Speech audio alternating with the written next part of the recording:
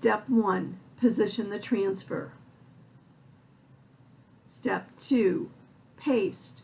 Apply paste to the top of the transfer and use the squeegee to gently go over the paste and push it through the silkscreen onto the surface beneath.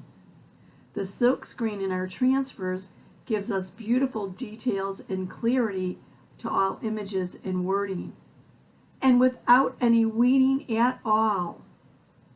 I'm using a few different colors of chalk paste on this project, so after I've applied all my chalk paste to the silkscreen area of the transfer, then it's time for step number 3.